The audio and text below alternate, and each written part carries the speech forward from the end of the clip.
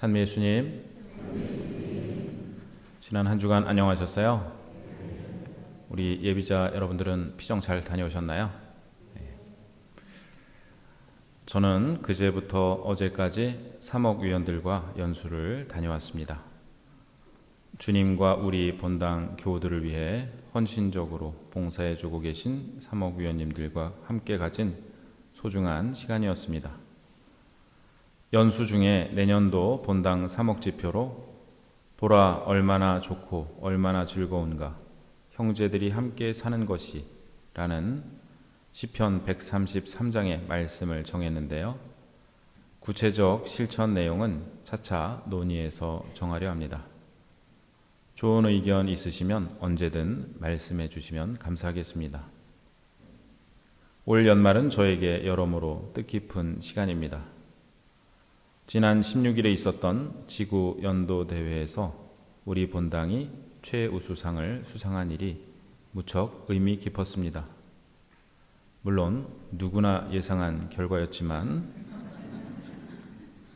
오래 연습하신 만큼 그날도 너무 잘하셨습니다. 단순히 노래를 잘 하시는 수준이 아니라 연옥 영혼을 위해 하느님께 기도드리는 마음이 하나의 찬미가가 되었기에 함께 기도드릴 수 있었던 자리였습니다. 덕분에 은혜롭게 위령성어를 보낼 수 있었습니다. 또한 다음 달에는 성탄을 준비하면서 구역장님들과 레지오 단원들께서 쉬는 교우 가정을 방문하기로 하였습니다. 올해 본당 사목지표 가운데 하나가 선교하는 희년이었고 그 안에 쉬는 교우 회두 권면이 포함되어 있었는데요. 올 한 해 동안 구역장님들께서 쉬는 교우 가정에도 본당에서 제작한 월보를 전해주시는 등 1년간 열심히 노력하고 기도한 끝에 가족 전체가 쉬고 있는 가정 중 원하는 곳만 방문하여 성탄 인사와 작은 선물을 전하기로 하였는데요. 자그마치 120가구에서 방문을 원한다고 답해 주셨습니다. 많은 분들의 기도와 노력이 결실을 맺고 있기에 이 모든 일을 섭리하여 주신 하느님께 감사드리고 구역장님들과 레지오 구역장님들과 반장님들 그리고 레지오 단원들의 노고에 깊이 감사드립니다. 오늘은 대림 제1주일입니다. 대림 시기는 우리가 그리스도의 오심을 준비하도록 돕기 위해 교회가 제정한 전례력의 첫 번째 시기입니다. 우리는 예수님의 두 가지 오심을 준비하는데요. 첫째는 2000년 전 베들레헴에서 아기로 태어나신 첫 번째 오심이고 둘째는 세상 마지막 날 다시 오실 주님의 재림입니다.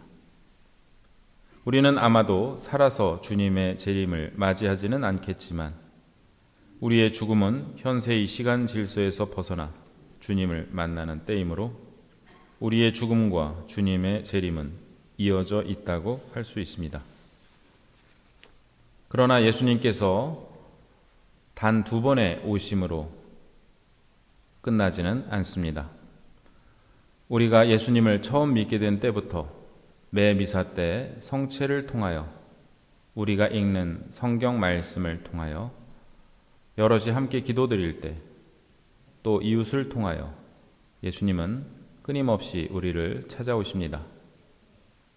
우리 삶에서 반복되는 예수님의 오심은 우리에게는 죽음의 순간과 세상 마지막 날에 있을 마지막 오심에 대한 예행 연습과도 같습니다.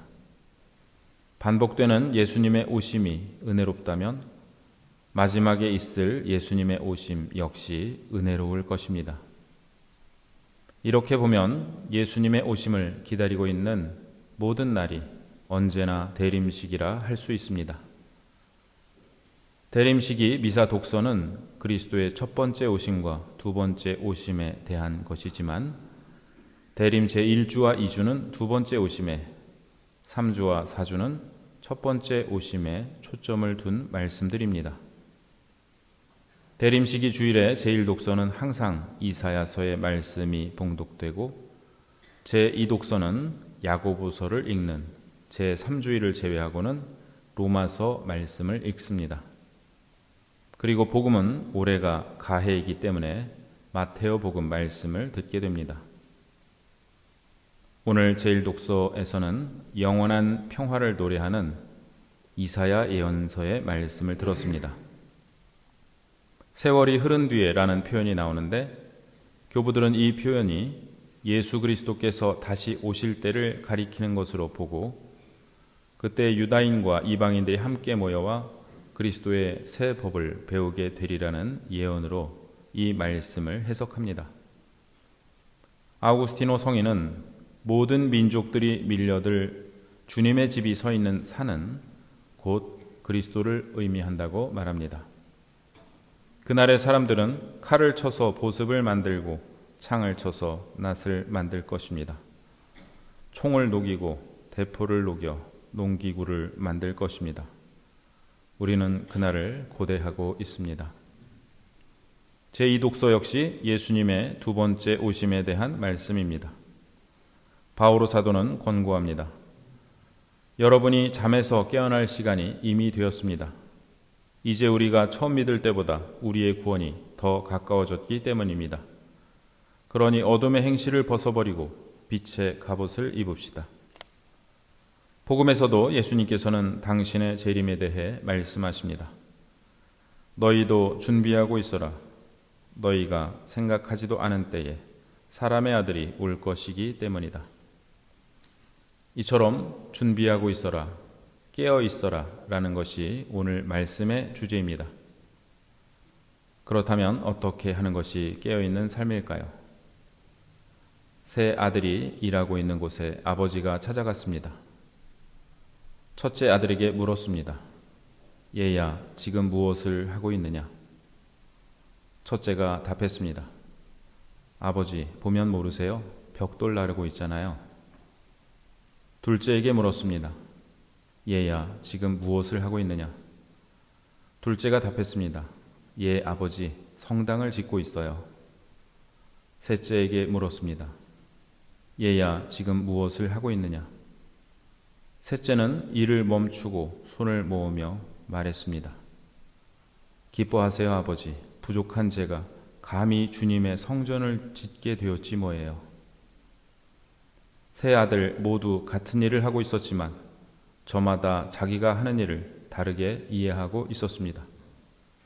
첫째는 벽돌을 나를 뿐이었고, 둘째는 성당이라는 건물을 짓고 있었고, 셋째는 주님의 성전을 짓고 있었습니다. 깨어있다는 것은 자신이 지금 하고 있는 일이 무엇인지 깨달아 아는 것입니다. 우리는 미사에 나오면서 의무를 채우기 위해 나올 수도 있고 오늘 나에게 오시는 주님을 맞이하기 위해 나올 수도 있습니다. 여러 가지 집안일을 하면서 나 아니면 할 사람이 없으니까 할 수도 있고 가족에 대한 사랑의 마음으로 할 수도 있습니다. 교회에서 봉사하면서도 나의 위신이나 자부심 때문에 할 수도 있고 하느님을 향한 형제들을 향한 사랑 때문에 할 수도 있습니다. 내가 지금 하고 있는 일의 진정한 의미를 깨달을 때 그 일은 성사적 성격을 띨 수 있습니다. 그때 내가 하는 일은 단순한 노동이나 마지못해 해야 하는 의무가 아니라 진정한 봉사, 사랑의 실천, 하느님께 드리는 거룩한 제물이 됩니다. 삶의 모든 순간이 대림시기이듯 우리가 하는 모든 일이 성사, 즉 거룩한 일이 될 수 있습니다. 깨어있다는 것은 내가 하는 모든 일을 영원의 관점에서 바라보는 것입니다. 영원 안에서 이 일이 어떤 의미를 지니는지를 되묻는 것입니다.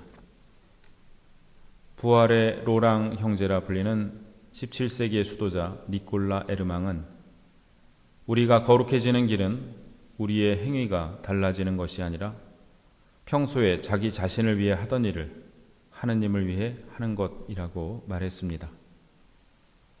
우리는 깨어있기 위해 우리가 하던 모든 일을 중단하고 새로운 일을 시작할 필요는 없습니다.